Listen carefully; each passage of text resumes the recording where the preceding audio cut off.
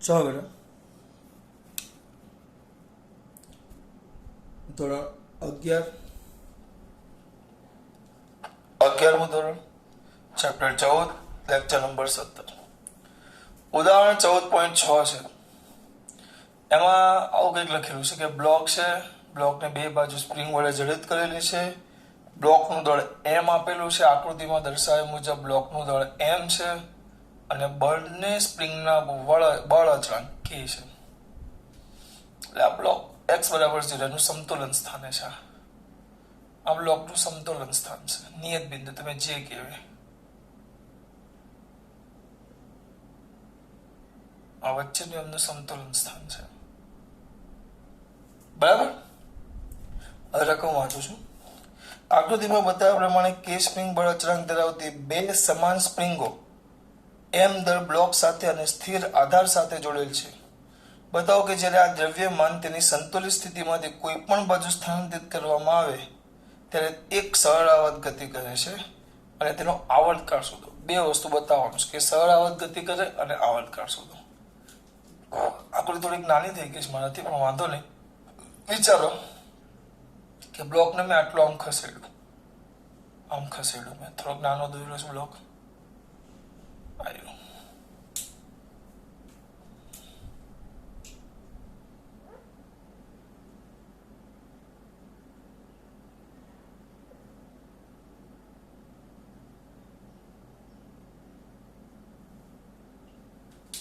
ચાર જોજો ખસેડો તો આ દબાઈ અને આ ખેંચાય. તો આ જે મધ્યમાન સ્થાન હતું એમાંથી x જેટલી આ સ્પ્રિંગ x જેટલી ખેંચાય. આ નાનું દોડાઈ ગયું થોડુંક.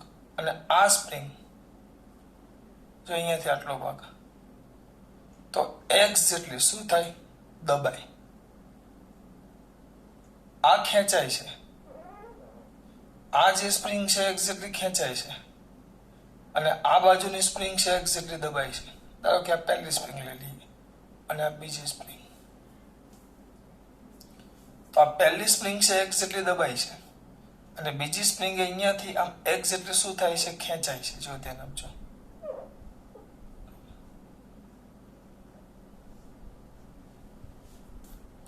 તો શેમાં દર્શાવ્યા અનુસાર ચલો આકૃતિમાં દર્શાવ્યા મુજબ એમ દળના બ્લોકને કે બળ અચળાંક, જોજો ઉપર કે બળ અચળાંક, કે બળ અચળાંક ધરાવતી બે સ્પ્રિંગો સાથે જડિત કરેલ છે તો બાંધેલ છે. બરાબર. હવે બ્લોકનું તેના સમતોલન સ્થાન અથવા નિયત બિંદુ સમતોલન સ્થાનથી x જેટલું કઈ બાજુ આમ એટલે આને ઉગમ બિંદુ જો લઈ લો તો આમ x જેટલું ડાબી બાજુ સ્થાનાંતર કરાવતા પહેલી સ્પ્રિંગ મેં નામ જ આપી દીધું છે. કરાવતા પ્રથમ સ્પ્રિંગ x જેટલી શું થાય છે? દબાઈ છે. પ્રથમ એટલે ડાબી બાજુની સ્પ્રિંગ ના જમણી બાજુની સ્પ્રિંગ એમ. પણ મેં એના જગ્યાએ કોમન શબ્દ શું વાપરી દીધો? પ્રથમ સ્પ્રિંગ એટલે ડાબી બાજુની સ્પ્રિંગ ને જમણી બાજુની સ્પ્રિંગ એમ. સ્થાનાંતર કરાવતા પ્રથમ સ્પ્રિંગ એટલે કૌંસમાં લખી નાખીએ છીએ. પ્રથમ સ્પ્રિંગ એટલે આ છે ડાબી બાજુની પ્રથમ સ્પ્રિંગ x જેટલી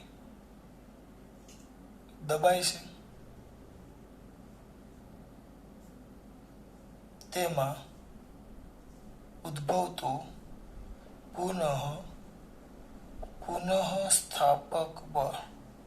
પુનઃ ને ઉદ્ભવતું, તો પુનઃ સ્થાપક બળ, ઉદ્ભવતું પુનઃ સ્થાપક બળ. આમાં ઉદ્ભવતું પુનઃ સ્થાપક બળ તો F1 is equal to minus kx.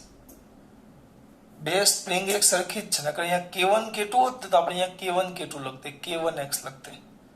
આ x જેટલી દબાઈ છે જ્યારે x જેટલી ખેંચાશે, અને બંનેના બળ અચળાંક k જ છે, એટલે F બરાબર kx આવે ને, F બરાબર minus kx, તો અહીંયા kx જ આવશે. જો આ k1 k2 હોત તો અહીંયા k1 આવતે, પણ બેના બળ અચળાંક પણ સરખા છે, એટલે આ તમારું સમીકરણ નંબર 1.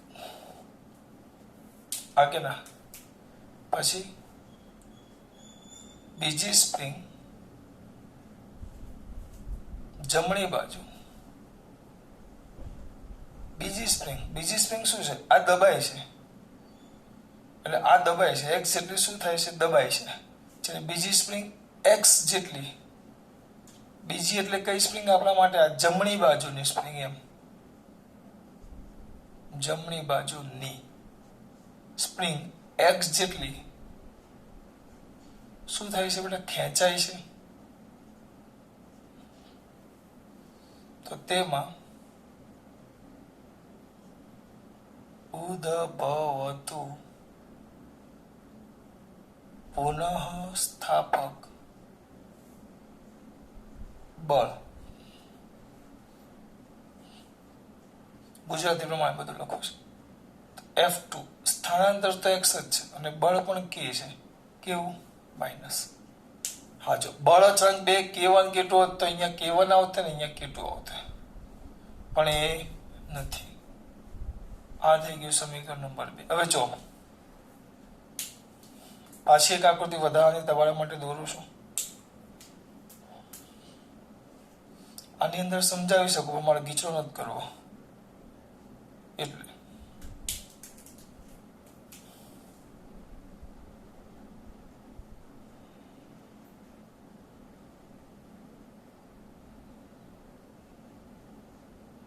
આમ છે. હવે હું આને અહીંયા ખસેડીને લાવી દીધો.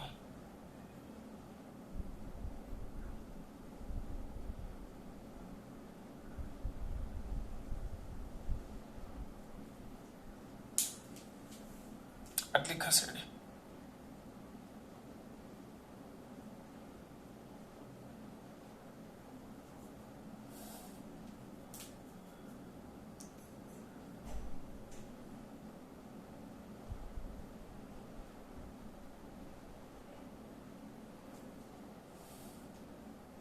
હવે આ જુઓ, તમે આવું કામ દોર્યું ખબર નહીં.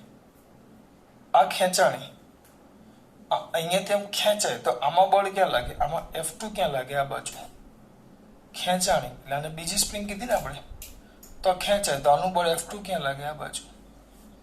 અને આ દબાય, આમ દબાય, સ્પ્રિંગ આમ ખેંચાય તો બળ ક્યાં લાગે? પાછળ. પણ આ સ્પ્રિંગ જો, આ સ્પ્રિંગ ખેંચાણી તો ખેંચાયેલી સ્પ્રિંગ બળ ક્યાં લાગે?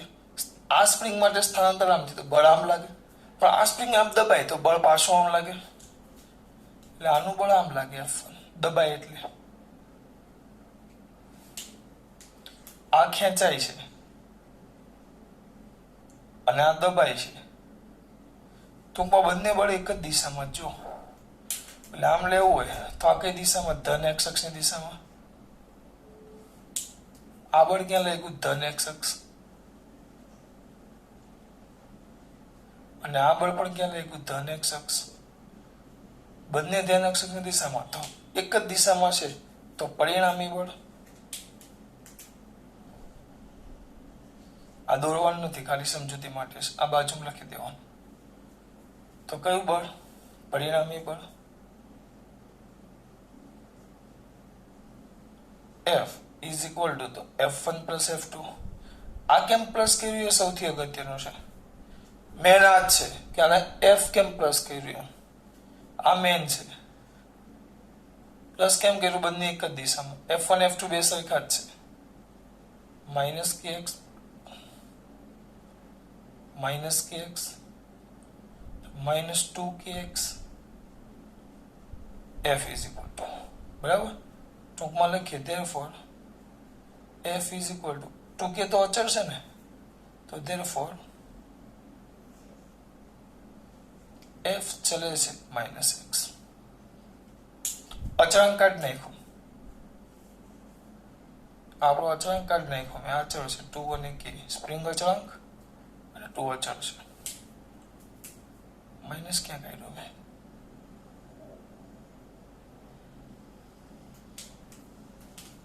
આ જે અચળાંક હતો એ કાઢી નાખ્યો મેં.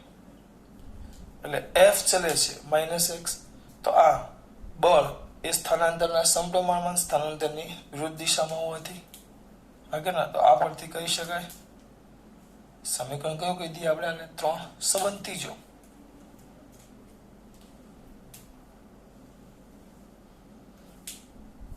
અહીં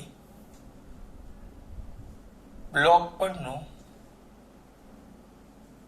પરિણામી બળ એ સ્થાનાંતરના સમપ્રમાણમાં અને સ્થાનાંતરની વિરુદ્ધ દિશામાં હોવાથી થતી ગતિ એ સરળ આવર્ત ગતિ અથવા તો દોલનો છે. સહાવર્ત ગતિ અથવા સરળ આવર્ત દોલન જે લખ્યું જોઈએ શબ્દ એ લોકોએ શું વાપર્યું છે? સરળ આવર્ત ગતિ છે. પતી ગયું, લાંબુ નહીં કરો. ચલો, એમદરનો બ્લોક છે, બે સ્પ્રિંગ છે જેના બળ અચળાંક k છે, બરાબર. સંતુલન સ્થિતિ છે, x જેટલું એને સ્થાનાંતર કરાવતા પહેલી સ્પ્રિંગ x જેટલી દબાય છે, બીજી સ્પ્રિંગ x જેટલી ખેંચાય છે. તો આમાં ઉત્પન્ન થતું પુનઃસ્થાપક બળ F1 is equal to kx minus kx, F2 is equal to minus kx. બંને જો એક જ દિશામાં છે, આમ હોય આ ન દોરવું હોય તો આની અંદર દોરી દો. આમાં F2 આ બાજુ લાગે ને આમાં F1 આ બાજુ લાગે, બંને એક જ દિશામાં. એટલે F બરાબર F1 પ્લસ F2 બે નું શું કરી નાખો? સરવાળો. તો આવ્યું. પછી એ લોકોએ આવર્તકાળ શોધવાનું કીધો છે. તો આવર્તકાળ t બરાબર હમણાં જ ચલાવ્યું 2 pi under root m by k, બરાબર. આપણે અહીંયા k બરાબર 2k છે. જો અહીંયા આપણે k બરાબર 2k છે, બળ અચળાંક k નથી, બળ અચળાંક 2k છે.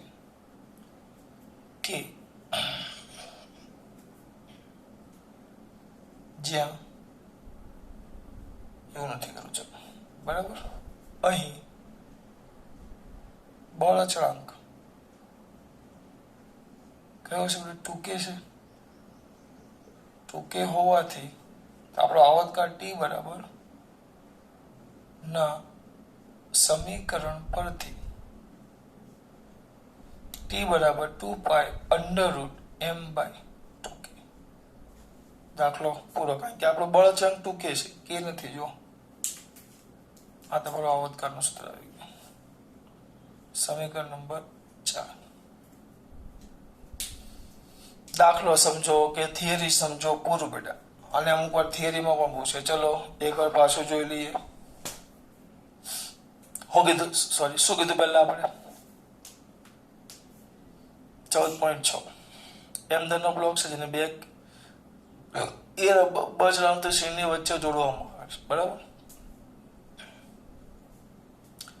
હવે બ્લોકનું સમતોલન સ્થાનથી કઈ બાજુ કહેવાય? ડાબી બાજુ એક જેટલું દબાવવામાં આવે અથવા એક જેટલું સ્થાનાંતર કરવામાં આવે તો પહેલી સ્પ્રિંગ એક જેટલી દબાય છે, બીજી સ્પ્રિંગ એક જેટલી ખેંચાય છે. પહેલી દબાય છે એટલે પુનઃસ્થાપક બળ F1 is equal to F ચલે છે, F is equal to minus kx, પણ F1 is equal to minus kx જ આવશે. કેમ? બળ અચળાંક 2 ના k છે અને આ એક જેટલી ખેંચાય છે તો પુનઃસ્થાપક બળ F2 ઇઝ ઇક્વલ ટુ એ જ આવશે માઇનસ kx. બંને આ ખેંચાય તો બળ આમ લાગે અને આ દબાય એટલે બળ આમ લાગે, બંને બળ એક જ દિશામાં, બે નો સરવાળો આવી ગયો. એટલે આ સંબંધ આવે એટલે સરળ આવર્ત ગતિ કરે. મેં કીધેલું આ સંબંધ હોવો જોઈએ. એક તો આ અને આગળ પાછળ દોલન કરતો હોવો જોઈએ. મધ્યમાન સ્થાનની આગળ પાછળ પોતાની ગતિનું શું કરતો હોવો જોઈએ? પુનરાવર્તન. શ્રાવક ગતિ છે, પણ અહીંયા કે નથી, ટૂંકે છે. એટલે અહીંયા આપણે જે કે હતો એના જગ્યાએ ટૂંકે લખી નાખો. સમજ પડે છે? બહુ સિમ્પલ દાખલો અથવા બહુ સિમ્પલ થિયરી ખાસ